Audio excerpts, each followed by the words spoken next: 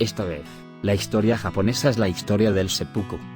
La última vez, hablamos de Shimizu Munearu en el periodo de los estados guerreros. En esta ocasión, me gustaría hablar del periodo Edo y posteriores. En esta época, el seppuku se había convertido en una práctica común para los samuráis.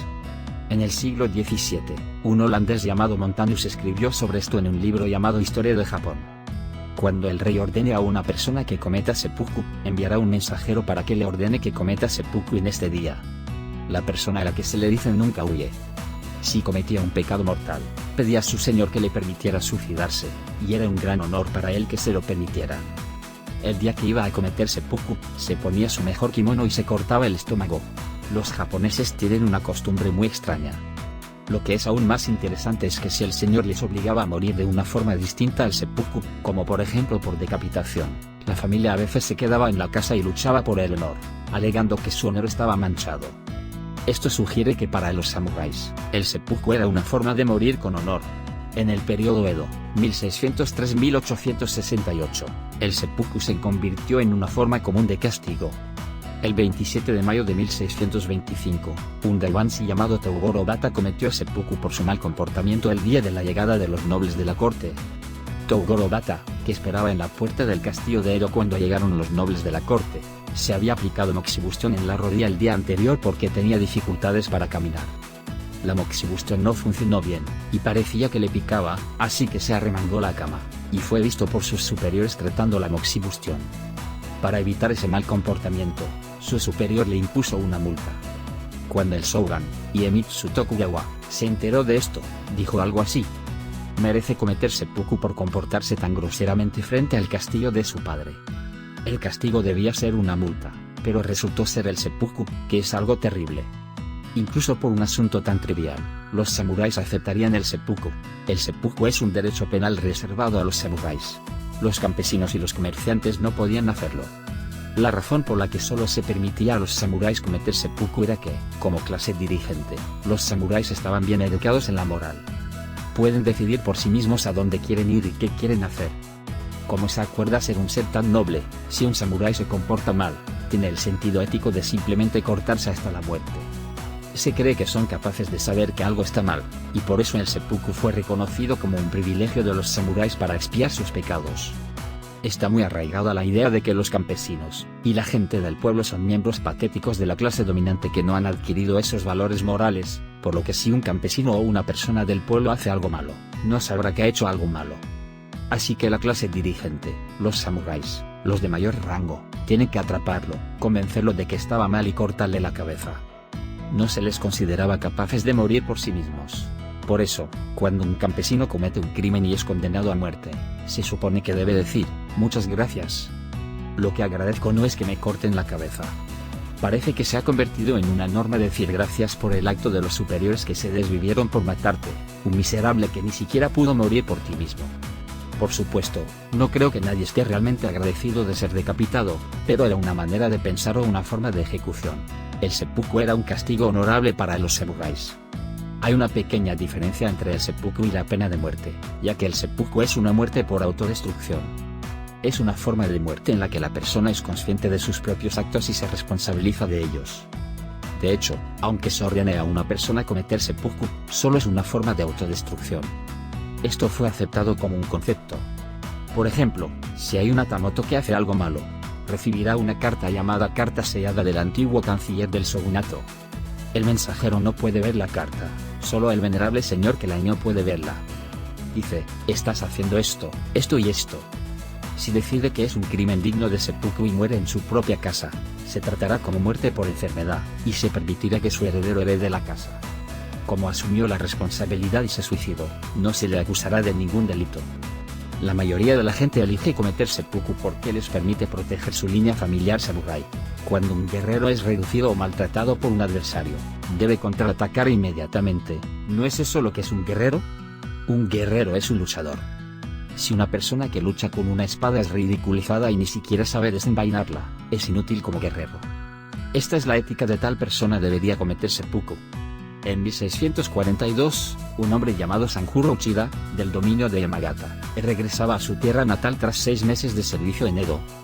se metió en una pelea con un sirviente de un criado del clan de Onezawa llamado Kuranosuke Hirabayashi en una posada en el norte de Kanto llamada Hono.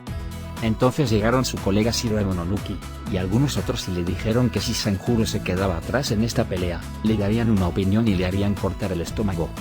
Es una vergüenza para un samurái ser golpeado con un palo por una persona de baja condición, por lo que debe ser destripado. Si no lo hiciera, le pediríamos que lo hiciera él mismo. Entonces, un hombre algo mayor llamado Saburo Uemon Nagasaka le convenció. Dijo, si haces que Sanjuro se suicide, tendrás que tomar la cabeza de su oponente como compensación. Hirabayashi dijo, te dejaré tomar la cabeza del sirviente, pero no hay equilibrio si nosotros somos el samurái y él es el sirviente. Si Sanjuro se hunde, Hirabayashi tendrá que hundirse. Si eso ocurriera, habría un conflicto porque Hirabayashi era una figura importante en el clan de Onezawa.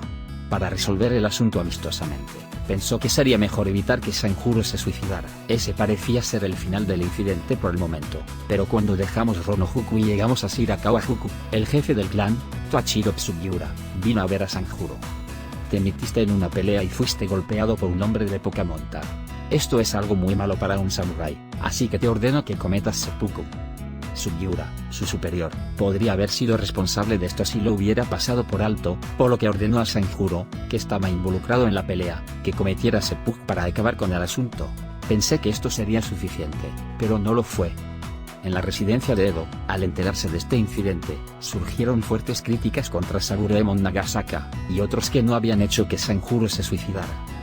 La crítica fue que lo correcto era que un colega samurái se reuniera con Sanjuro, escuchara lo que tenía que decir y, si había algún inconveniente, se suicidara.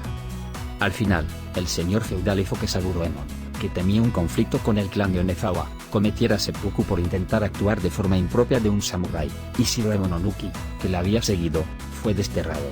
No solo cometen seppuku las personas que se han sentido avergonzadas por las peleas, sino que también se castiga con el seppuku a los que no han expresado bien sus opiniones. Si pensáramos en ello hoy, estaríamos tentados de decir, ¿por qué esta persona también tendría que cometer seppuku? Si se critica que un samurái ha actuado de forma impropia de un guerrero, este se ve obligado a cometer seppuku. No eligió cometer seppuku por su cuenta, sino que se lo ordenaron sus superiores. La sociedad samurái del periodo era una sociedad muy estricta. En este tipo de sociedad, es muy difícil vivir sin vergüenza. Cuando tengas dudas sobre si hacer esto o aquello, si eliges el que probablemente sobreviva, seguramente serás humillado, y finalmente tendrás que cometer seppuku. Si tienes dudas, saca tu espada y dales un tajo, puede que mueras, pero no habrá vergüenza. Con suerte, vivirás. Si quieres protegerte en una sociedad tan dura, la forma de bushido del periodo Edo es dar un paso en una dirección que no sea tildada de cobarde. El seppuku es una costumbre basada en el orgullo de los samuráis por su estatus, y los samuráis son la clase dirigente.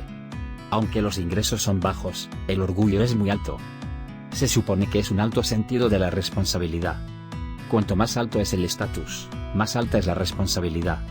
Aunque el seppuku es una forma de asumir la responsabilidad que solo se permite a los samuráis, no es una ley que diga, si haces esto, debes cometer seppuku.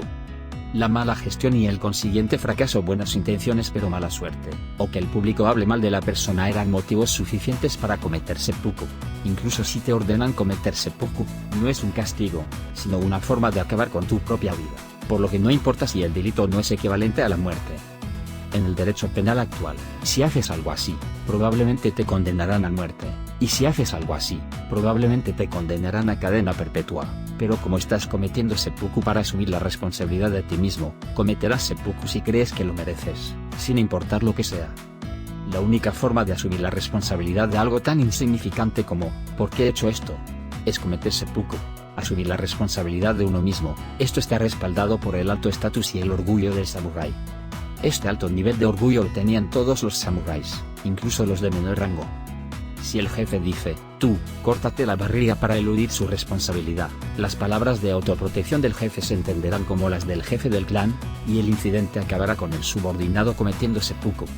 En algunos casos, asumieron la responsabilidad de sus propias fechorías, en otros casos, ocuparon el lugar de su señor, y en otros casos, se sacrificaron para proteger a sus superiores. Debido a su elevado estatus, tenían la costumbre de responsabilizarse de sí mismos cortándose el cuello, lo que facilitaba que ocurrieran cosas tan poco razonables. Como puedes ver, los samuráis tenían un alto estatus, pero también tenían grandes restricciones. Un anciano que vivió en la era Meiji recordaba: incluso bajo la fría lluvia de invierno, el samurái caminaba tranquilamente bajo la lluvia, empapado. El comerciante lo vio y se rió de él, diciendo que los samuráis eran muy trabajadores, pero a mí me parece muy digno. Si te gusta el video, suscríbete al canal o haz clic en el botón me gusta.